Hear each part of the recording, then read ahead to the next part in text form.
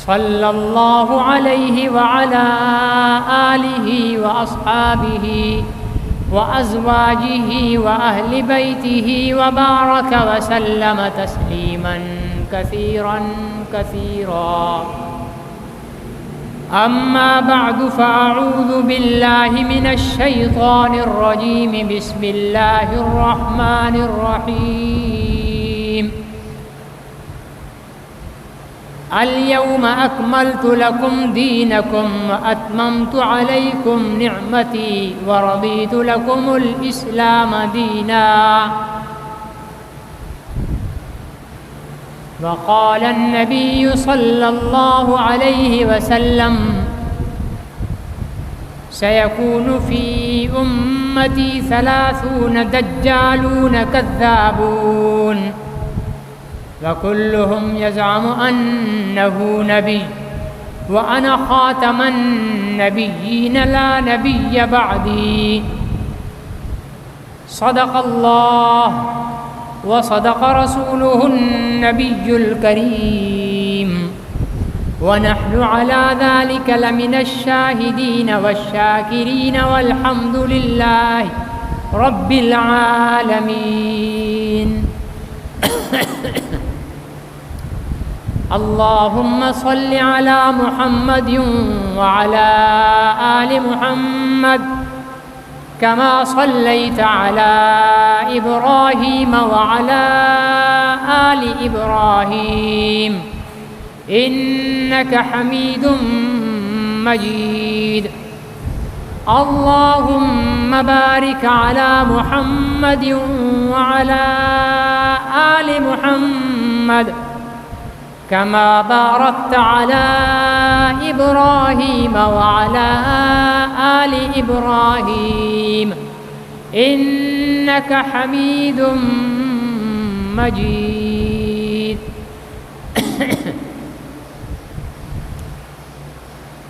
محترم بزرگوں اور بھائیو، اللہ رب العزت نے انبیاء علیہ السلام کا جو سلسلہ حضرت آدم علیہ السلام سے شروع فرمایا، وہ آپ کے اور میرے محبوب رہبر و رہنما حضرت محمد مصطفیٰ احمد مجتبیٰ خاتم الانبیاء صلی اللہ علیہ وسلم پر اس سلسلے کو اختتام پذیر کیا۔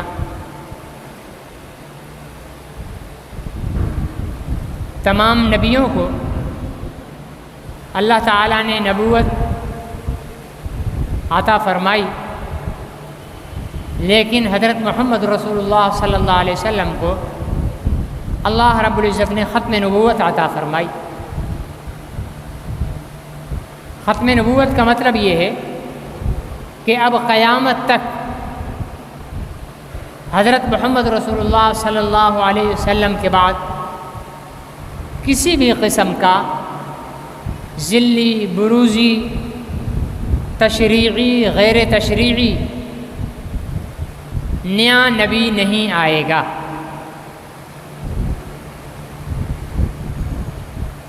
یہ جو ہم نے نیا نبی نہیں آئے گا کا جملہ بولا ہے، یہ اس لیے بولا کہ جب ہم بولتے ہیں کہ حضور علیہ السلام کے بعد کوئی بھی نبی نہیں آئے گا، تو قادیانی اعتراض کرتے ہیں کہ عیسیٰ علیہ السلام تو آئیں گے قرب قیامت کے اندر، یہ ہمارا ایمان ہے۔ تو عیسیٰ علیہ السلام حضور علیہ السلام سے پہلے نبی بنائے گئے تھے، حضور علیہ السلام کے بعد نبی نہیں بنائے گئے۔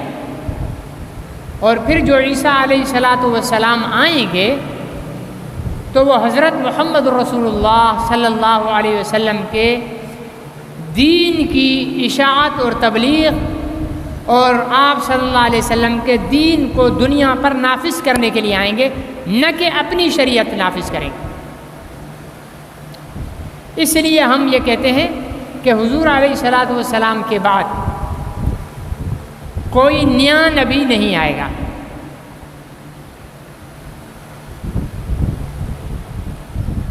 قادیانی یہ اعتراض اٹھاتے ہیں کہ حضرت عیسیٰ علیہ الصلوۃ والسلام تو آئیں گے، حضور علیہ السلام کے بعد آ رہے ہیں۔ اس کی مثال آپ یوں سمجھیں، عیسیٰ علیہ السلام کے آنے کی وجہ سے حضور علیہ السلام کی ختم نبوت پر کوئی فرق نہیں آتا۔ ایک ہمارے صدر پاکستان ہیں جناب آصف علی زرداری صاحب، ایک صدر ترکی ہیں جناب طیب اردوغان صاحب۔ ترکی کے صدر اگر پاکستان آ جائیں تو پاکستان کے صدر کی صدارت پر کوئی فرق پڑتا ہے؟ نہیں پڑتا۔ ان کے اپنے اختیارات ہیں، یہ یہاں صدر ہیں، اور ترکی کے صدر کی صدارت پر بھی کوئی فرق ہے؟ ان کی صدارت ہے لیکن ترکی میں ہے۔ حضرت محمد رسول اللہ صلی اللہ علیہ وسلم کے بعد قرب قیامت میں جب عیسیٰ علیہ السلام نازل ہوں گے تو عیسیٰ علیہ السلام کو نبوت حضور علیہ السلام کے بعد نہیں ملی ہے، حضور علیہ الصلوۃ والسلام کی نبوت سے، ختم نبوت سے پہلے ملی ہے۔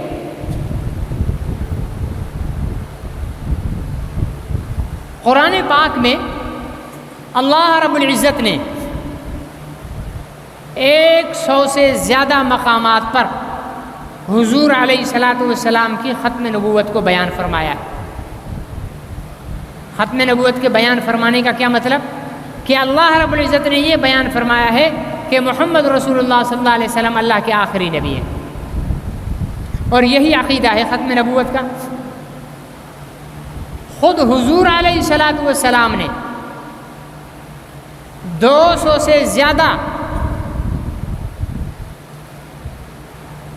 مقامات پر یہ ارشاد فرمایا ہے کہ میں اللہ کا آخری نبی ہوں،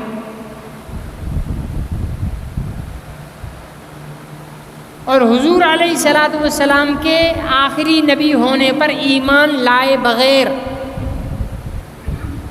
نہ تو توحید قبول ہے، نہ باقی نبیوں کی رسالت قبول ہے، نہ قرآن کی تلاوت قبول ہے، نہ نماز روزہ حج زکوٰۃ قبول ہے، نہ جہاد قبول ہے، نہ تبلیغ قبول ہے۔ حضور علیہ الصلوۃ والسلام کو جب تک آخری نبی نہیں مانیں گے تب تک کسی بھی ایمان کے دعوے دار کا ایمان اللہ کے ہاں قابل قبول نہیں ہے۔ یہ تسلیم کرنا پڑے گا کہ حضرت محمد رسول اللہ صلی اللہ علیہ وسلم اللہ کے آخری نبی ہیں۔ مسیلمہ کذاب نماز پڑھتا تھا، روزے بھی رکھتا تھا، اسلام کے تمام احکامات کو مانتا تھا، لیکن حضور علیہ السلام کے بعد نبوت کا دعویٰ کر لیا تھا، اس لیے وہ واجب القتل ٹھہرا۔ یہ ایک چیز اپنے ذہن میں بٹھا لیں کہ جو شخص حضور علیہ السلام کے بعد نبوت کا دعویٰ کرے اس کے لیے حضور علیہ السلام نے 2 لقب دیے ہیں، ایک کذاب، کذاب کہتے ہیں بہت زیادہ جھوٹ بولنے والا، دوسرا فرمایا دجال، دجال کہتے ہیں بہت بڑا فراڈی۔ حضور علیہ السلام کی ختم نبوت کے ہوتے ہوئے نبوت کا دعویٰ کرنا یہ تو دنیا کا سب سے بڑا فراڈ ہوا نا۔ پاکستان کے آرمی چیف کے ہوتے ہوئے کوئی اور آرمی چیف بن جائے تو یہ فراڈ ہے، یہ بغاوت ہے۔ شہباز شریف ہمارے وزیر اعظم ہیں ملک کے، عمران خان کہتے کہ میں وزیر اعظم ہوں تو یہ تو فراڈ ہوگا نا۔ جس کو اسمبلی مقرر کرے گی وہی وزیر اعظم ہوگا۔ جب عمران خان کو وزیر اعظم مقرر کر دے گی پھر شہباز شریف کا بولنا کہ میں وزیر اعظم ہوں فراڈ ہوگا۔ تو اسی طرح اللہ رب العزت نے حضرت محمد رسول اللہ صلی اللہ علیہ وسلم کو آخری نبی بنایا، آپ کے سر پر تاج ختم نبوت سجایا، تو آپ کے تاج ختم نبوت کے ہوتے ہوئے کوئی اور شخص نبی ہونے کا دعویٰ کرے تو یہ دنیا انسانیت کے ساتھ سب سے بڑا فراڈ ہے۔ اس لیے حضور علیہ السلام نے جھوٹے مدعی نبوت کو فراڈی کہا ہے، اور اسلام میں اس کے لیے ایک سزا مقرر ہے۔ پہلے ایسے شخص کو دعوت دی جائے گی، توبہ کرو، باز آ جاؤ، یہ غلط ہے، اس سے دلیل نہیں مانگی جائے گی۔ کوئی شخص کہے کہ جی میں اللہ کا نبی ہوں، اب ہم بیٹھ جائیں، اچھا جی بتاؤ آپ اللہ کے نبی کیسے ہو؟ امام اعظم ابو حنیفہ رحمۃ اللہ علیہ کا فتویٰ ہے، جو شخص نبوت کا دعویٰ کرے وہ تو ہے ہی کافر، لیکن نبوت کے دعوے دار سے جو شخص دلیل پوچھے گا وہ بھی کافر ہو جائے گا۔ نبوت کے دعوے دار سے جو دلیل پوچھے گا وہ بھی کافر ہو جائے گا۔ کیوں؟ دلیل کا سوال وہاں کیا جاتا ہے جہاں دوسرا آپشن موجود ہو، دوسرا آپشن موجود ہو۔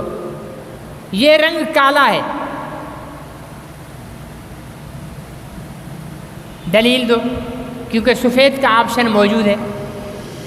یہ دن ہے، دلیل دو، کیونکہ رات کا آپشن موجود ہے۔ یہ پانی ہے، دلیل دو، کیونکہ خشکی کا آپشن موجود ہے۔ ٹھیک ہے نا جی؟ یہ میری ماں ہے، دلیل دو، کیونکہ خالابی کا آپشن، پھپھی کا آپشن موجود ہے۔ جہاں دوسرا آپشن موجود ہو وہاں دلیل کی ضرورت پڑتی ہے۔ محمد رسول اللہ صلی اللہ علیہ وسلم اللہ کے آخری نبی ہیں، اس کے بعد کوئی آپشن ہی نہیں ہے۔ ہم تو دلیل تب مانگے نا جب حضور علیہ السلام کے بعد کسی نبی کا آنا ممکنات میں سے ہو، یہ تو ناممکنات میں سے۔ تو ایسے شخص کو جو نبوت کا دعویٰ کرے یا جو اس جھوٹے نبی کو مانے، اسلام نے اس کی سزا گردن زنی رکھی ہے، مطلب قتل، زندہ نہیں چھوڑنا اس کو۔ یہاں تو پاکستان میں قادیانی زندہ اس لیے ہیں کہ پاکستان ملک تو اسلامی ہے لیکن اس ملک میں اسلام کا نظام نہیں ہے، ٹھیک ہے نا؟ ملک اسلامی ہے، بنا کلمے کے نام پر ہے۔ جس دن پاکستان میں قرآن و سنت کا من و عن خلافت راشدہ کا نظام نافذ ہو گیا، میں لکھ کر دیتا ہوں ایک ایک قادیانی کو ڈھونڈ کر اس کی گردن کاٹی جائے گی، اس کے علاوہ ان کے پاس کوئی راستہ نہیں ہوگا۔ یہ تو اس لیے جی رہے ہیں کہ ہمارے ہاں ملک پر انگریزوں کے اور امریکہ کے غلاموں کی حکومت ہے، کبھی کسی شکل میں آتے ہیں کبھی کسی شکل میں آتے ہیں، اور قادیانی امریکہ کے برطانیہ کے چہیتے ہیں، اس لیے ان کو کچھ نہیں کیا جا سکتا۔ ختم نبوت کے لیے جنگ،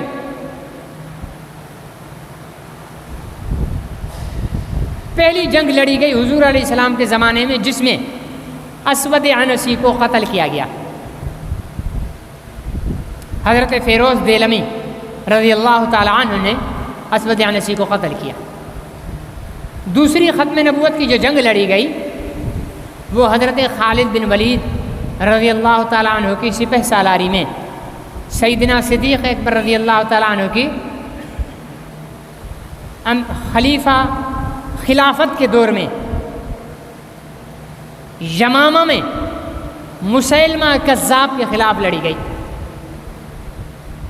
اور آپ کو پتہ ہے حضور علیہ السلام کی 10 سالہ مدینہ منورہ کی زندگی میں، نوٹ کر لینا، یاد کر لو سبق، حضور علیہ السلام کے 10 سالہ مدینہ منورہ کی زندگی میں 27 مرتبہ جہاد کیا گیا۔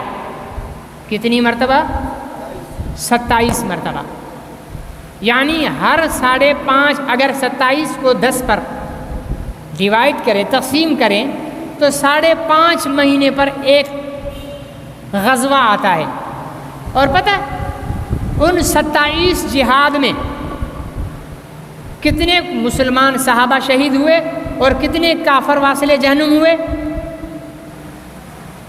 359 صحابہ اکرام،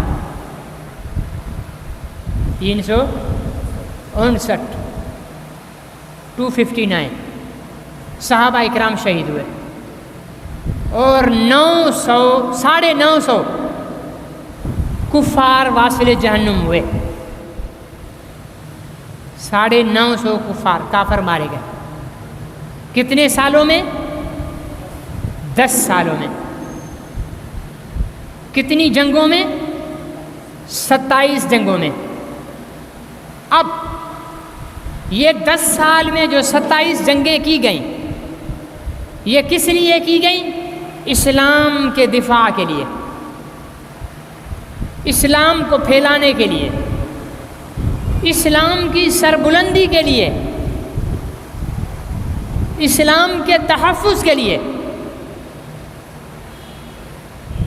27 مرتبہ جہاد کیا گیا، حضور علیہ السلام خود نکلے میدان میں، صحابہ کی قیادت کی، اور جانتے ہو ختم نبوت کے دفاع کے لیے، ختم نبوت کے تحفظ کے لیے صرف ایک جنگ میں جو یمامہ کے میدان میں لڑی گئی، ایک جنگ میں، وہاں 27 جنگیں، 259 شہادتیں، یہاں پر ایک جنگ، اور پتہ ہے صحابہ کرام کتنے شہید ہوئے؟ 1200 صحابہ کرام شہید ہوئے۔ 1200 زیادہ ہیں یا 259 زیادہ ہیں؟ 1200 زیادہ ہیں۔ اور ہمیشہ جو چیز جتنی زیادہ قیمتی ہوتی ہے اس کے لیے اتنی زیادہ قربانی دی جاتی ہے۔ صحابہ اکرام نے حضور کی قیادت میں 259 جانیں دے کر بتایا کہ اسلام اتنا قیمتی ہے، لیکن ختم نبوت کے لیے 1200 جانیں دے کر امت کو بتا دیا کہ ختم نبوت اسلام سے زیادہ قیمتی ہے، اس لیے کہ ختم نبوت ہے تو اسلام ہے، ختم نبوت نہیں ہے تو اسلام کا وجود، اسلام کا معنی، اسلام کا مقصد بیکار ہو جاتا ہے، ضائع ہو جاتا ہے۔ اسی لیے ہمارے سندھ کے ایک بہت بڑے بزرگ شیخ گزرے ہیں، ہمارے حضرت حماد اللہ حلیجوی رحمۃ اللہ علیہ کے خلیفہ مجاز تھے، حضرت سائیں عبد الکریم قریشی بیر شریف علیہ رحمۃ اللہ علیہ۔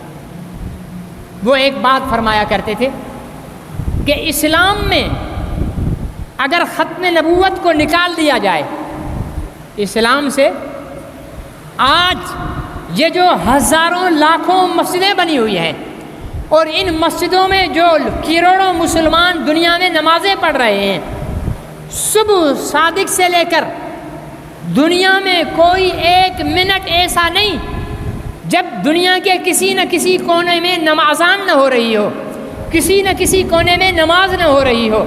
ہم یہاں ظہر کی نماز پڑھنے والے ہیں، جمعہ پڑھنے والے ہیں، کہیں فجر کی نماز ہو رہی ہے، کہیں عصر کی نماز ہو رہی ہے، کہیں مغرب کی نماز ہو رہی ہے، کہیں عشاء کی نماز ہو رہی ہے، کہیں پھر فجر کی اذانیں چل رہی ہیں۔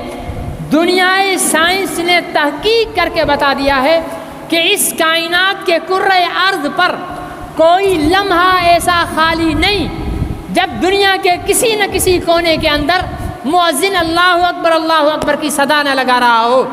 یہ ساری صدائیں ختم نبوت کا صدقہ ہیں۔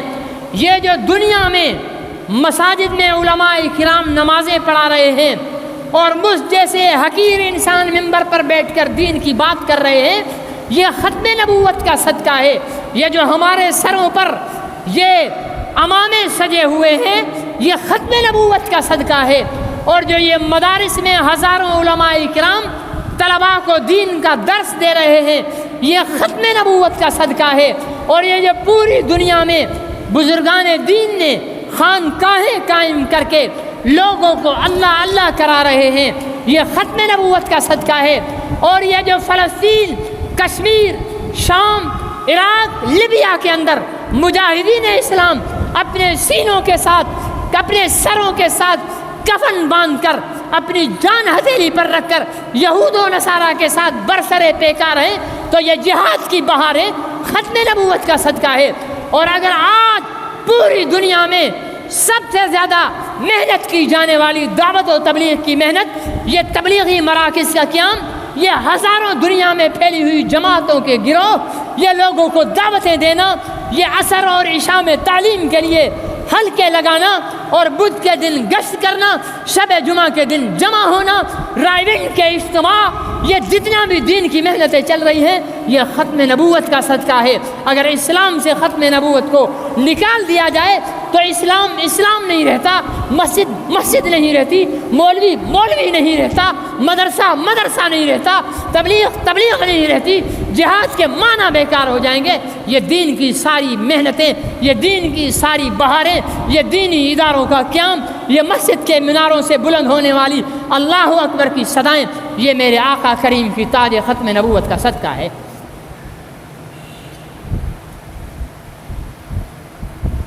تو صحابہ اکرام نے 1200 جانیں قربان کر کے یہ بتا دیا کہ ختم نبوت زیادہ اہم ہے، ختم نبوت زیادہ اہم ہے۔ میرے پاس ایک گھڑی ہے، اس کو میں نے یہاں پر رکھ دیا، اپنے گھر کی ٹیبل پہ رکھ دیا، اور دوسری گھڑی ہے، اس کو میں نے ایک ڈبی اس کی ہے، اس ڈبی میں رکھا، پھر میں نے اپنی الماری کھولی، اس الماری کی دراز کھولی، پھر اس دراز میں اس کو رکھ کر اس کو تالا لگا دیا۔ اب بتاؤ دونوں میں سے قیمتی کون سی ہے، جو تالے میں رکھی ہے یا جو ٹیبل پر رکھی ہے؟ تالے والی۔ کیوں؟ اس لیے کہ اس کی حفاظت کے لیے زیادہ چیزیں استعمال کی گئی۔ ایک ڈبی استعمال کی گئی، ڈبی کے پاس الماری استعمال کی گئی، الماری کے بعد الماری کے دراز کو استعمال کیا گیا۔ تو یہ دیکھنے والا محسوس کر سکتا ہے، ایک جگہ پر ایک طرف ہے اسلام کے لیے 259 صحابہ اکرام اسلام کی حفاظت کے لیے قربانی دے رہے ہیں، ختم نبوت کی حفاظت کے لیے 1200 صحابہ اکرام قربانی دے رہے ہیں، تو خود بخود معلوم ہو جاتا ہے کہ اسلام بعد میں ہے، ختم نبوت پہلے ہے۔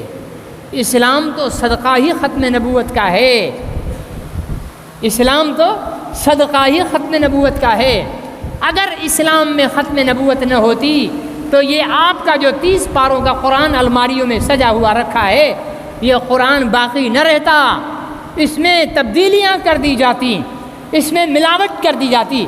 لاؤ نا عیسائیوں کی کتاب، کہاں ہے تورات، کہاں ہے زبور، کہاں ہے انجیل؟ تبدیل کر دی گئیں، ان کی اصل کو فنا کر دیا گیا۔ پھر قرآن کیوں محفوظ ہے؟ پھر قرآن کی زبر زیر کیوں محفوظ ہے؟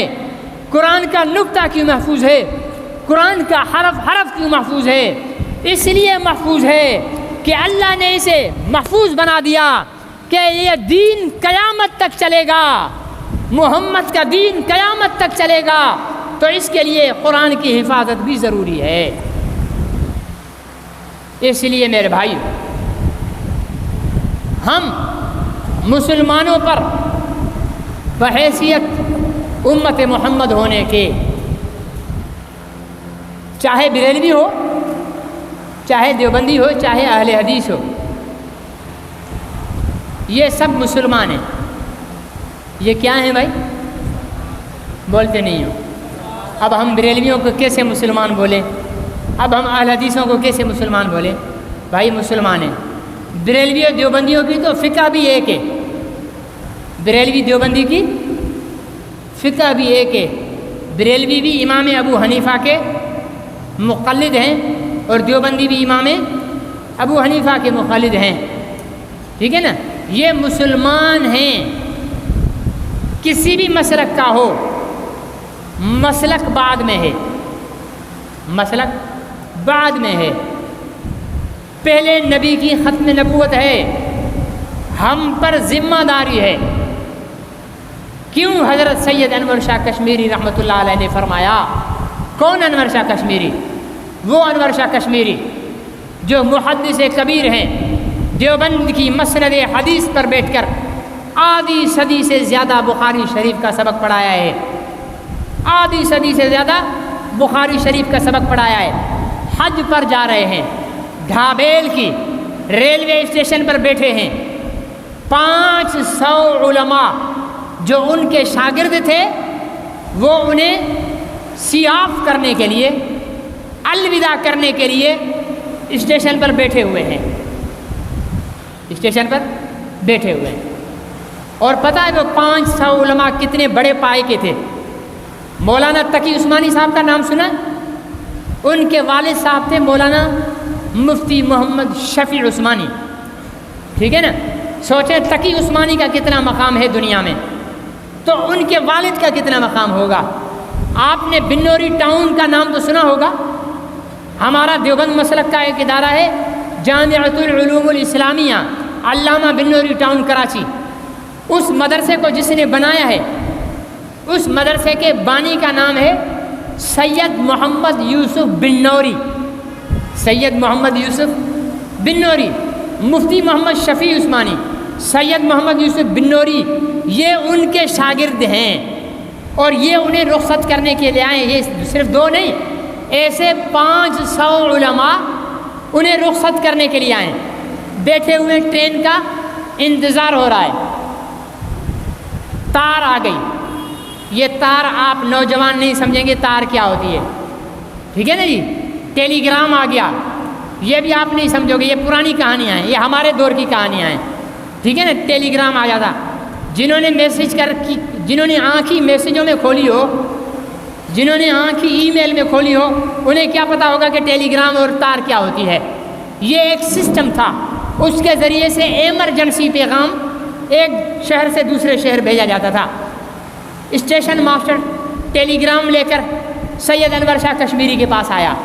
سید انور شاہ کشمیری نے وہ ٹیلی گرام پڑھا، اس میں کیا لکھا ہوا تھا کہ بہاولپور میں ایک لڑکی کا ہو گیا نکاح، لڑکا بھی مسلمان تھا، لڑکی بھی مسلمان تھی، رخصتی بعد میں ہونی تھی۔ سن رہے ہو؟ سمجھ آ رہا ہے بھائی؟ رخصتی بعد میں ہونی تھی۔ پھر ایسا ہوا کہ لڑکا ہو گیا قادیانی، لڑکا ہو گیا قادیانی، تو لڑکی والوں نے کہا ہم تجھے اب اپنی بیٹی نہیں دیں گے۔ یہ 1925 کی بات ہے، ہم تجھے اپنی بیٹی نہیں دیں گے کیونکہ تو کافر ہے، اور کافر سے مسلمان کا نکاح نہیں۔ وہ قادیانی نوجوان عدالت میں چلا گیا، عدالت میں اس نے موقف اختیار کیا کہ یہ لوگ مجھے کافر کہہ رہے ہیں جبکہ میں ان سے اچھا مسلمان ہوں، جبکہ میں ان سے اچھا مسلمان ہوں، لہذا مجھے میری بیوی دلائی جائے۔ جب نوٹس اس لڑکی کے والدین کو پہنچا تو وہ فوراً علماء کے پاس گئے کہ حضرت آپ رہنمائی کریں۔ علماء نے ٹیم بنائی، علماء نے فیصلہ کیا کہ یہ حضور کی ختم نبوت کا مقدمہ ہے۔ قادیانی کافر کیوں ہے؟ ختم نبوت کے انکار کی وجہ سے کافر ہے، تو قادیانیوں سے ہماری جنگ ختم نبوت کی ہے نا۔ علماء نے سید انور شاہ کشمیری کو پیغام بھیجا کہ حضرت آپ بہاولپور کی عدالت میں آئیں، حضور کی ختم نبوت کا وکیل بن کر آئیں، یہ کیس ہے۔ سید انور شاہ کشمیری نے ٹیلی گرام پڑھا، گردن جھکائی، پھر سر اٹھایا، اپنے شاگردوں سے کہا حج کا پروگرام کینسل، حج کا پروگرام ملتوی، زندگی رہی پھر کریں گے، بہاولپور کا ٹکٹ کرایا جائے۔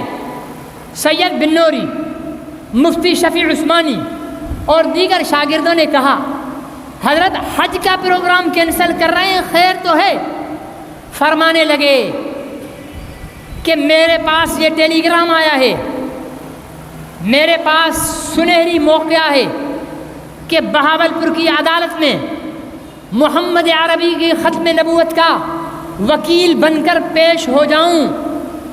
حضرت آپ تو بہت بڑے عالم دین ہیں، آپ تو بہت بڑے محدث ہیں۔ فرمایا میں نے اپنی زندگی کی تمام نیکیوں پر نظر ڈالی، مجھے کوئی ایسی نیکی نہیں ملی جس کو میں اپنی مغفرت کے لیے پیش کر سکوں، اس لیے مجھے حضور کی ختم نبوت کا وکیل بن کر جانا چاہیے۔ یہ وہ عمل ہے کہ جس پر یقیناً مغفرت ہوگی۔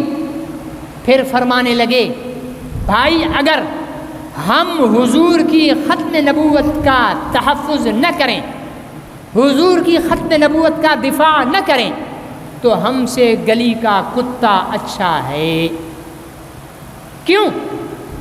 گلی کا کتا ہمارے بچے ہوئے ٹکڑے جو ہم دروازے کے باہر پھینک دیتے ہیں وہ کھا کر پوری گلی کی حفاظت کرتا ہے، رات کو بھونک بھونک کر شور مچاتا ہے نئے آنے والے پر۔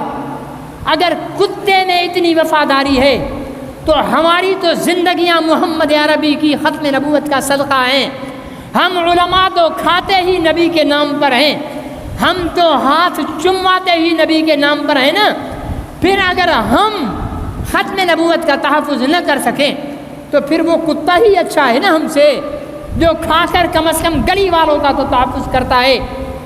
ان بزرگوں نے فرمایا تھا، سید انور شاہ کشمیری رحمۃ اللہ علیہ نے، کہ جو لوگ ختم نبوت کا کام کرتے ہیں اور جو لوگ دین کے دیگر شعبوں میں کام کرتے ہیں، اس میں کیا فرق ہے؟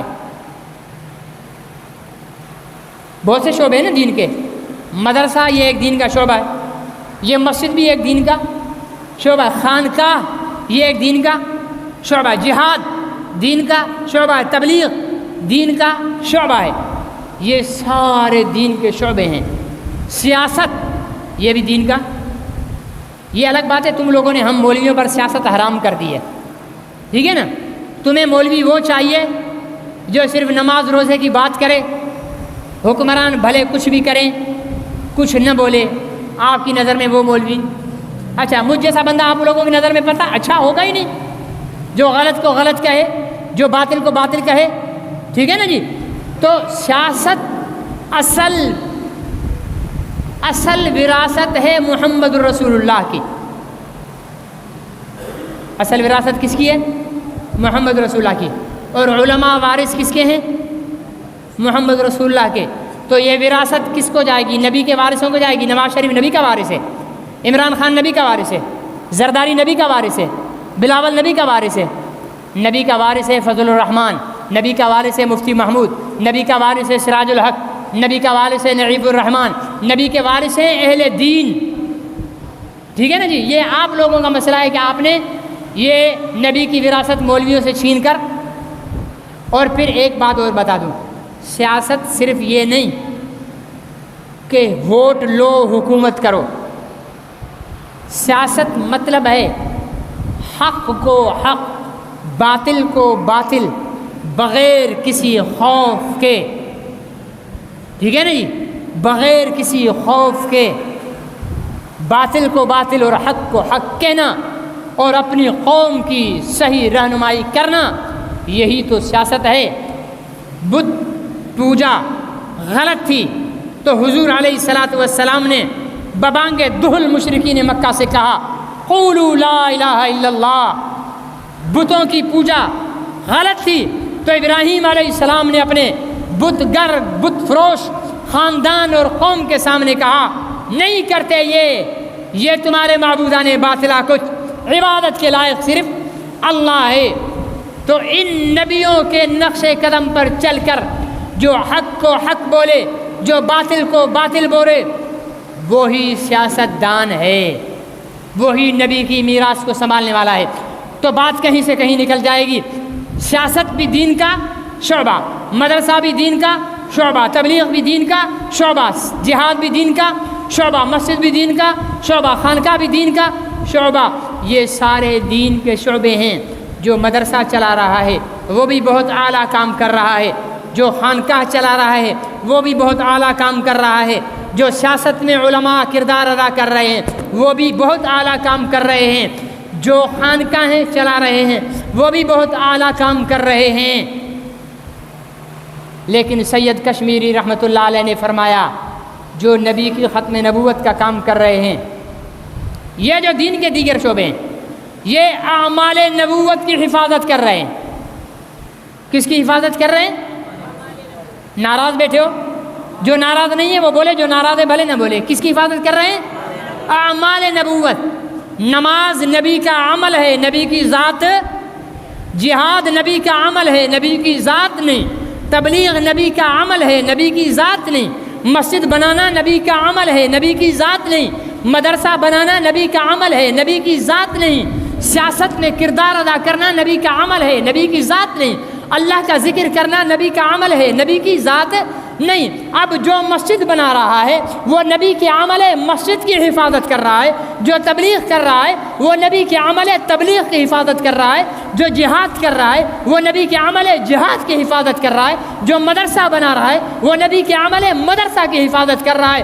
لیکن فرمایا جو ختم نبوت کی حفاظت کر رہا ہے وہ ذات محمد کی حفاظت کر رہا ہے۔ اب نماز پہلے ہے یا ذات محمد؟ روزہ پہلے ہے یا ذات محمد؟ مسجد پہلے ہے یا ذات محمد؟ تبلیغ پہلے ہے یا ذات محمد؟ جہاد پہلے ہے یا ذات محمد؟ مکہ مدینہ پہلے ہے یا ذات محمد؟ دنیا کے جتنے شرف ہیں، دنیا کی جتنی عزتیں ہیں، دنیا کی جتنی سربلندیاں ہیں، جس کو جو عزت ملی ہے وہ محمد ہی کا تو صدقہ ہے۔ نماز کی عزت اس لیے ہے کہ الصلاۃ قرۃ عینی، میرے امت نماز میری آنکھوں کی ٹھنڈک ہے۔ غلط کہتا ہوں؟ اب یہاں کچھ نیم چڑے قسم کے جو ضرورت سے زیادہ توحید کے قائل ہوتے ہیں نا، وہ ان کو یہ چیز اچھی نہیں لگتی۔ میرا تو ایمان، میرا تو وجدان کہتا ہے یہ کل کائنات صدقہ ہے محمد کی جوتیوں کا، ہے یا نہیں ہے؟ تو یہ ساری کائنات محمد کی جوتیوں کا صدقہ ہے۔ تو اب میں کسی دین کے شعبے کی تحقیر نہیں کر رہا۔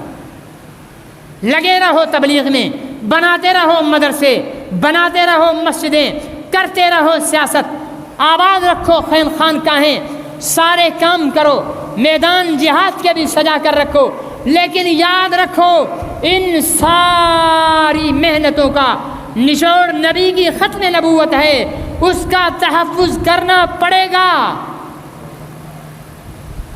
نبی کی عزت اور ناموس کا تحفظ کرنا پڑے گا۔ آپ تبلیغ میں تو رہو لیکن ختم نبوت کے محافظ بن کر رہو۔ آپ مدرسہ چلاؤ لیکن ختم نبوت کے محافظ بن کر چلاؤ۔ آپ خانقاہ میں پیر صاحب بن کر بیٹھو لیکن ختم نبوت کے محافظ بن کر بیٹھو۔ آپ مسجد کے ممبر و محراب میں بیٹھو لیکن ختم نبوت کے محافظ بن کر بیٹھو۔ آپ سیاست کے میدان میں جاؤ لیکن ختم نبوت کے چوکیدار بن کر بیٹھو، جیسے مولانا فضل الرحمان بنا ہوا ہے۔ بہتوں کو چڑ بھی لگتی ہوگی مولانا فضل الرحمان کے نام سے، لیکن میں تو ان سے محبت اس لیے کرتا ہوں کہ وہ ختم نبوت کے چوکیدار ہیں۔ ان کی جماعت کی تحفظ ختم نبوت کے لیے پورے ملک میں سب سے توانا آواز ہے۔ اور یہاں جو ہمارے سندھ میں یہ دیشی ٹھیک ہے نا، جو سندھی قوم میں کینسر پیدا ہو گیا ہے، یہ جو اسلام کے خلاف بک بک بک بک کر رہے ہیں، ان کے خلاف بھی سب سے مضبوط آواز جمعیت علماء اسلام نے اٹھائی ہے۔ میری دلی دعائیں ہیں اللہ تعالیٰ اس جماعت کو مضبوط فرمائے۔ اس کی قیادت کی آمین نہیں نکل رہی، مجھے پتہ ہے آپ لوگوں کا سیاسی اختلاف ہوگا، میں ان کی سیاست کی وجہ سے نہیں، میں ختم نبوت کی چوکیداری کی وجہ سے ان کے لیے دعا کر رہا ہوں۔ اور صرف ان کے لیے نہیں، ہر وہ سیاسی جماعت جو ختم نبوت کے لیے ببانگے دول چوکیداری کرے گی، ان کی جوتیاں ہمارے سروں کا تاج ہوں گی۔ اس لیے کہ ہم اول بھی محمد کے غلام، ہم آخر بھی محمد کے غلام، ہماری پیدائش کا مقصد ہی محمد کی غلامی ہے۔ کوئی بولے گا جی پیدائش کا مقصد تو اللہ کی عبادت ہے، محمد کی غلامی سے ہی تو اللہ کی عبادت ملے گی، یا اس سے ہٹ کر ملے گی؟ نہیں ملتی۔ اس لیے محمد کی محبت دین حق کی شرط اول ہے، اگر ہو اس میں خامی تو سب کچھ نامکمل ہے۔ اگر جنت میں جانے کا ارادہ ہے جنت میں جانے کا ارادہ، ہاں جی آسان طریقہ بتا رہا ہوں آپ کو۔ کوئی بولے گا چلا لگاؤ، کوئی بولے گا 4 مہینے لگاؤ، کوئی بولے گا خانقاہ میں پیر صاحب سے بیعت ہو جاؤ، کوئی بولے گا ہماری مسجد میں نماز پڑھو، کوئی بولے گا ہمارے مدرسے میں بچے پڑھاؤ۔ میں ان میں سے کچھ بھی نہیں بولتا، میں بولتا ہوں اگر جنت میں جانے کا ارادہ ہو تمامی کا تو گلے میں توق ڈال لو محمد کی غلامی کا۔ جب محمد کی غلامی کا توق آ گیا تو مسجد میں کھنچے آؤ گے، مدرسے میں کھنچے آؤ گے، خانقاہ میں کھنچے آؤ گے، جہاد میں کھنچے آؤ گے، پھر چلے 4 مہینے کے لیے کھنچے آؤ گے۔ جب تک گلے میں محمد کی غلامی کا توق نہیں ہے، کتنے بڑے حاجی صاحب بن جاؤ، 1 ٹکا بھی ویلیو نہیں ہوگی۔ اللہ مجھے اور آپ کو عمل کی توفیق نصیب فرمائے۔